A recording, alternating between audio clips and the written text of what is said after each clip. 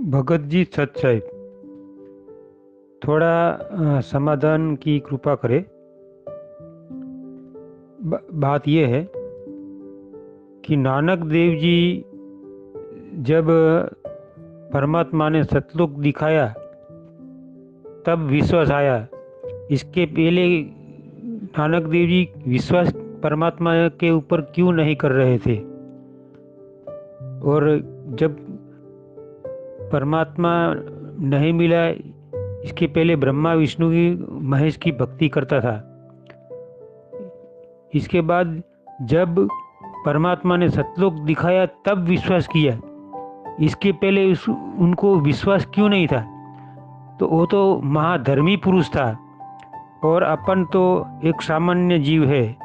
तो अपन कैसे भरोसा करें कि सतलोक देखने के बाद अपने को पता चले कि कबीर साहब की भक्ति करनी चाहिए।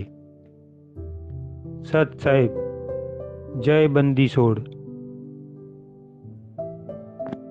बंदी छोड़ सतगुरु रामपाल जी महाराज जी की जय हो। सतसाई भगत जी, देखिए आपका जो सवाल है वैसे उस सवाल का कोई मतलब निकलता नहीं है। अब आपको शंका हुई है तो जाहिर सी बात है, जब तक आपकी शंका का समाधान नहीं होगा तब तक आपके मन में वो सवाल हमेशा कांटे की तरह चुभता रहेगा। तो दास को जो सेवा दी है परमेश्वर ने, तो दास की भी ड्यूटी बनती है कि भगत समाज की ऐसी शंकाओं का भी समाधान किया जाए ज्ञान आधार से, जिनका वैसे भक्ति मार्ग में कोई औचित्य नहीं है। आप जी का सवाल है कि जिस प्रकार नानक जी तो बहुत अच्छी आत्मा थी, धार्मिक व्यक्ति थे, और उन्होंने भी जब परमेश्वर उनको बेई नदी पे जिंदा महात्मा के रूप में मिले, उनको सतलोक के विषय में बताया, तो उन्होंने भी तब तक यकीन नहीं किया सतलोक पे जब तक उन्होंने अपनी आंखों से सतलोक को नहीं देख लिया। आप जी का कहना ये है। भगत जी, ये सत्य नहीं है, क्योंकि ये परमेश्वर के सोचल छिद्र में आता है। ये हकीकत नहीं है कि नानक जी ने सतलोक देखने के बाद ही उनकी बातों पे यकीन किया, ऐसा नहीं है भगत जी। सत्संगों के सार को समझना पड़ेगा हमें। परमात्मा स्वयं गरीबदास जी महाराज जी को भी सतलोक लेके गए, जबकि गरीबदास जी महाराज जी के रूप में स्वयं कबीर परमेश्वर थे, डबल रोल में थे। डबल रोल में कैसे थे? जिस प्रकार काशी के भंडारे में स्वयं परमात्मा केशव बंजारे का रूप बना के आए। अब बताइए, एक रूप में तो परमात्मा सवाल पूछ रहा है और दूसरे रूप में कबीर रूप में परमात्मा खड़ा होकर 8 पहर तक 24 घंटे तक उन सवालों का जवाब दे रहा है। तो क्या हम ये कह दें कि कबीर परमात्मा को जब पता ही नहीं कि सतलोक में क्या है, वो यहाँ क्यों आए हैं? तो भगत जी, सवाल व्यर्थ का होगा, क्योंकि केशव बंजारे के रूप में खुद कबीर परमेश्वर थे। उसके बाद भी वो सोचल छिद्र करते हुए, अपने आप को छुपाते हुए, इसी पृथ्वी का एक प्राणी बताते हुए और परमात्मा से सतलोक के विषय में सवाल कर रहा है, जिसने स्वयं सतलोक की रचना की।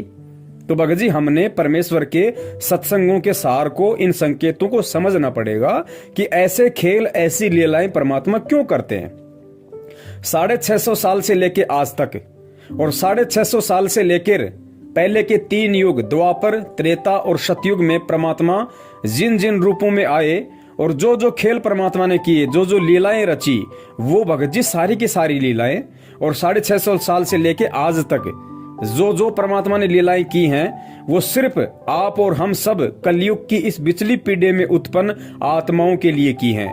ये उदाहरण पेश किए हैं ताकि हम समझें, हम परमेश्वर से जाड़ घिसाई ना करें।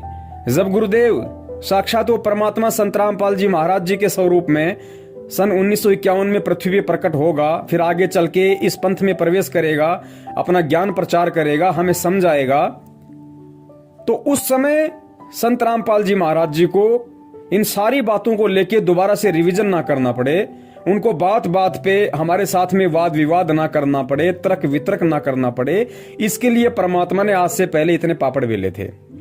तो आपका जो सवाल है, उस सवाल का जवाब ये है कि नानक जी जो थे, उन्होंने परमात्मा से वाद विवाद वास्तव में इसलिए नहीं किया क्योंकि उन्होंने सतलोक को अपनी आंखों से नहीं देखा था। बात ऐसी नहीं है भगत जी। नानक जी को परमात्मा ने प्रेरणा की, मलुकदास जी को परमात्मा ने प्रेरणा की, धर्मदास जी के अंदर परमेश्वर ने प्रेरणा की। ये सारे के सारे जो खेल थे, इन आत्माओं में प्रेरणा करके और परमात्मा ने अपनी मर्जी से उनको सतलोक दिखाया। सतलोक दिखा के फिर वापस छोड़ा, फिर उन सब बातों को साहित्य में लिखा। क्यों? केवल आप और हम आत्माओं को ये यकीन दिलाने के लिए, ये विश्वास दिलाने के लिए कि वास्तव में सतलोक है, वहां पे परमात्मा है, वहां पे सारी सुख सुविधाएं हैं। केवल आप और हम आत्माओं को ये सब कुछ समझाने के लिए, ताकि फिर बात बात पे हर भगत को ये ना कहना पड़े और हर भगत ये ना कहे कि मुझे सतलोक दिखाओ, जब तक दिखाओगे नहीं तब तक मैं मानूंगा नहीं। और भगत जी जिनको दिखाया, क्या उन्होंने मान लिया? हजरत मोहम्मद जी को परमात्मा सतलोक लेके गए, क्या हजरत मोहम्मद जी वहां रहे? इतने सुख होने के बाद भी नहीं रहे ना, क्योंकि उनको ज्ञान नहीं था। बिना ज्ञान के वो सतलोक के सुखों को भी फीका समझ रहे थे। तो भगत जी ये जितने भी लीलाएं परमेश्वर ने की हैं, ये लीलाएं परमात्मा ने जानबूझ के की हैं, उन आत्माओं के अंदर ऐसी प्रेरणा करके की है ताकि ये उदाहरण बने, एग्जाम्पल बने। मुझे कलयुग में हर प्राणी को सतलोक दिखाना ना पड़े, हर प्राणी मेरे से ये सवाल ना करे। इसके लिए परमात्मा ने पूर्व के समय में उन सभी आत्माओं को पहले सतलोक दिखाया और फिर वो साहित्य में लिख दिया। वो पक्का प्रूफ हो गया कि हाँ सतलोक है, परमेश्वर झूठ नहीं बोल रहे। इन किताबों में, वेदों में, गीता में जो लिखा है वो झूठ नहीं है। वो भगत जी हमारे को यकीन दिलाने के लिए परमात्मा ने ये सारे खेल रचे थे भगत जी। तो हम ये नहीं कह सकते कि नानक जी ने जब तक सतलोक नहीं देख लिया तब तक उनको परमात्मा पे विश्वास नहीं हुआ। ये कहना हमारा गलत हो जाएगा, क्योंकि हमने इसके पीछे के रहस्य को समझना पड़ेगा। इसी को तत्व ज्ञान कहते हैं भगत जी, ताकि हम आज उस परमात्मा से बात बात पे ये जिद ना करें कि मुझे सतलोक दिखाओ, मुझे सतलोक दिखाओ। और दूसरी बात, आपके सवाल का जवाब परमात्मा ने अपने सत्संगों में दे रखा है कि भगत जी हमने विश्वास करना पड़ेगा। अगर हमने गुरु बनाया है तो हमने फिर गुरु के प्रत्येक वचन पर विश्वास करना पड़ेगा। जिस प्रकार गुरुदेव ने बताया कि एक पिता अपनी बेटी का रिश्ता तय करके आता है और घर आके बताता है कि भाई लड़का 6 फुट का है, लड़का गोरा चिट्टा है, लड़का ये नौकरी करता है, इतनी जमीन है, इतने सारा सब कुछ है, तो वो घर पे आके बताता है। तो गुरुजी ने बताया जो समझदार जो लड़की होती है वो अपने पिता से वाद विवाद नहीं करती कि नहीं जी मुझे तो दिखा के लाओ, पहले पता नहीं आप कह रहे हो सच है झूठ है भी या नहीं है, आपने रिश्ता तय भी किया कि नहीं किया, आप झूठ बोल रहे हो सच बोल रहे हो, मुझे तो दिखा के लाओ लड़का और उसका घर दिखा के लाओ। तो ऐसी बातें वो लड़की करेगी जिसके पास में अच्छे संस्कार नहीं है और जो लड़की कुचरित्र की है या जो मंद बुद्धि है, जो अज्ञानी है।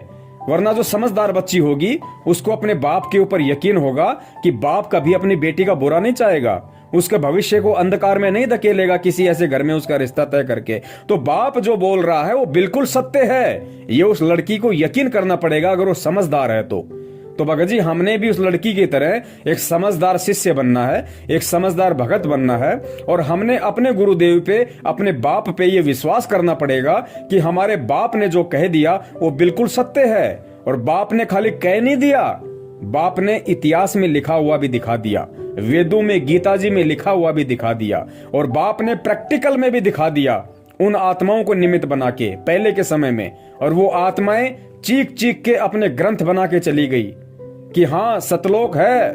गरीबदास जी महाराज जी ने कहा कि हम देखा सो सांच है और सकल परपंच। नानक जी ने गुरु ग्रंथ साहब लिख दिया सतलोक में कैसे नर नारी हैं, कैसा वहां का व्यवहार है, कैसा वहां का वातावरण है, क्या सुख है, सारी बातें तो लिखी हुई है। अब आज हम कहें कि साहब जब तक हम नहीं देख लेंगे हमें विश्वास कैसे हो? तो भाई ये तो फिर आपकी अपनी मर्जी है, इसमें किसी के साथ कोई जबरदस्ती नहीं है। जिसको ये भक्ति ज्ञान समझ में आएगा वही टिक पाएगा, अन्यथा सतलोक देखने के चक्कर में भाई लगे रहो। सत साहेब जय हो बंदी छोड़ की।